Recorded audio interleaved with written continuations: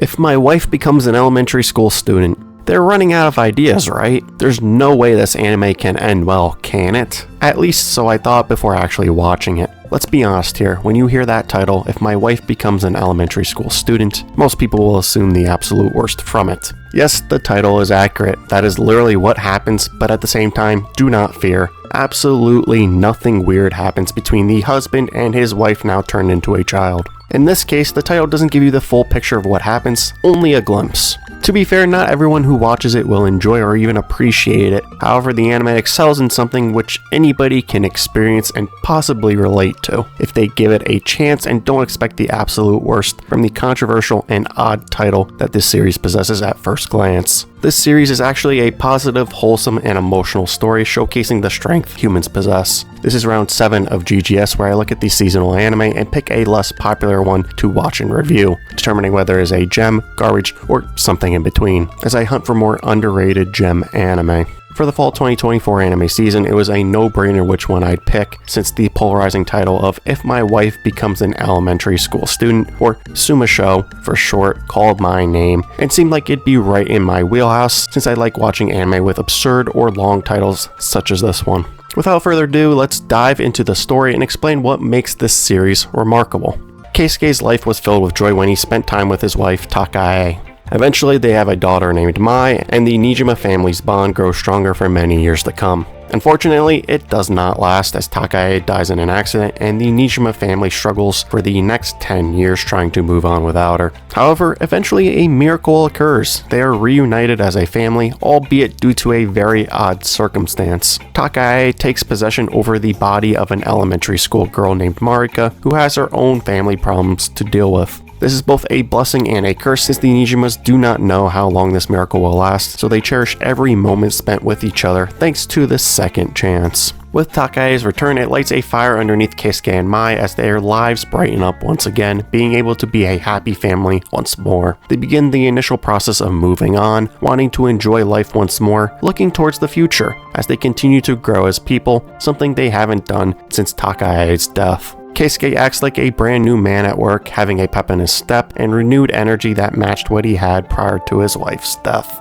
Mai looks for a new job, becomes more willing to leave the house, and eventually finds a boyfriend in Renji, who she eventually marries. The anime TsumaSho is very well written and does a phenomenal job with the themes of grief, growth, and loneliness. So now that I've given a rough story summary for the series, let's dive a bit deeper, showcasing just how each of these themes are done well. TsumaSho focuses much more on the family dynamic of grief, which can very easily resonate with anybody. This anime absolutely nails the tone shift early on by showcasing a life full of color, happiness, and reminiscence, and then transitioning to darkness, despair, and the loneliness people can feel when their loved one is gone. It also takes a very unique approach to overcoming grief, with the deceased mother coming back and ultimately delivering a message every person who has died would love to leave behind to those they love. Yes, their death is traumatic and devastating for you. It's perfectly fine to grieve and mourn for them, but at some point you need to move on, not being stuck in the past. Don't be like Keisuke and Mai at the beginning of TsumaSho, where they become a shell of themselves struggling in their day-to-day lives, barely going through the motions. Throughout the story, we see their growth ultimately becoming completely different compared to what they were like in the beginning. All they needed was a gentle push in the right direction by the backbone of their family, Takae. I really enjoyed the character development within it, as well as being able to see just how close they were as a family through various touching moments. Another unique twist within this anime is that the dead mother returns to help her family overcome their grief, while Takae's family reassures her that they will be fine without her, which is the whole reason why she returned in the first place. They help Takae to move on as well, showcasing that they have a renewed strength thanks to her. TsumaSho reminds the viewer to cherish those you spend time with, since they can disappear at any moment due to the fragility life can have. This anime is a testament to the strength that humans possess, being able to gather the strength to finally move on after experiencing loss and finding happiness once more. So like I stated earlier, the Nijimas are able to grow as people once again, thanks to Takae's guidance. Before her return, they were lonely, wishing to be reunited with her. Luckily for them, a miracle occurs and they are able to be a happy family once more, but unfortunately, it is only temporary. This miracle has been nice for the family, being able to spend lost time with each other once more, but Takae is also robbing giving an innocent girl, Marika, the girl whose body she inhabits, of precious time with her mother, Chika. The series isn't only about overcoming grief, but also about loneliness and growth. Death is not the only loneliness that one can experience, as is the case with Chika, the elementary school girl's mom. Chika experiences a different type of loneliness to the Nijimas, one where her husband left her as a struggling single mother. This loneliness affected how she acted towards others, with her daughter getting the brunt of the abuse. Throughout this anime, it is Takae's job to help two different families, her old family, the Nijimas, and her new family, the Shiraishis, thanks to this miracle.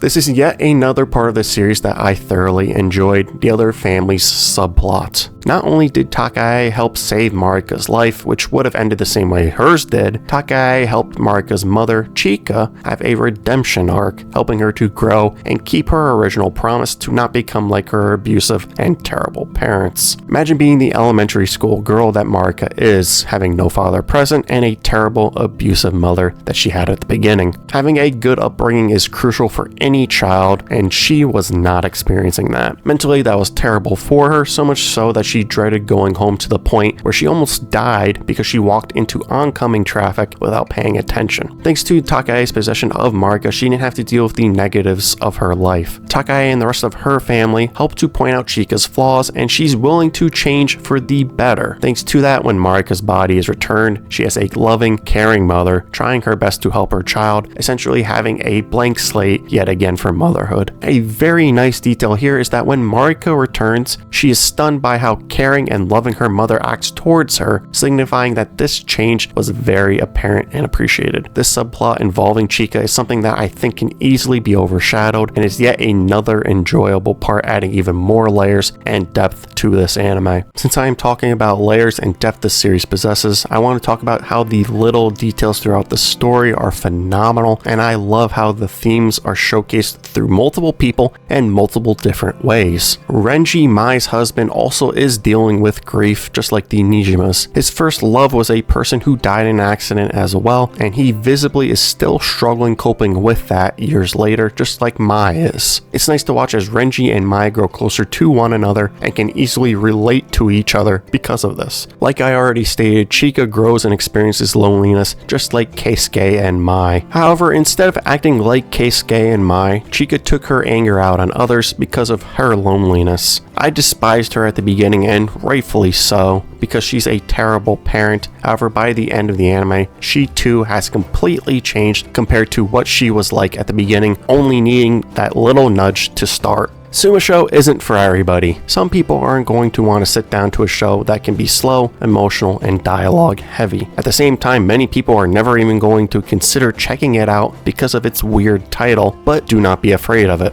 If you like deeper shows talking about grief and moving on, while having many difficult and emotionally wrecking conversations, then check this anime out. This series is brilliant, the drama is well executed, keeping you entertained, while the overarching theme of dealing with loss is slowly and methodically dealt with. It does a great job with these small details and includes a positive message of picking yourself up through various trials, problems, or loss, showcased through an emotional, well-crafted story. This anime provides proof that everybody has the strength to grow and move on. Sometimes we just need a little nudge to start. Also, you do not need to overcome grief alone. If you form the right connections, your loved ones will be willing to help you along your journey. This anime showcases that through the story's unique concept. My biggest complaint with this anime is that at times it definitely can be a bit boring to watch. Some moments throughout it felt like they were dragging on, which ultimately lost my interest to some extent, but overall it's nothing too major to fear. I also would have liked to see the Nijima family struggles more towards the beginning of them trying to overcome grief. In my opinion, it would have been better to showcase Keisuke and Mai's reluctance to change and then slowly start to overcome that instead of essentially doing so right away. As humans, we are creatures of habit, and it's difficult to overcome that, even in the case of a miracle occurring like it did with Takae's return for the Nijima family. As a whole, that part definitely felt a bit unnatural and rushed, seeing just how accepting they were of the change. This series ends on a positive note and a fantastic quote that I will repeat here. One moment of joy can outshine 100 days of mourning.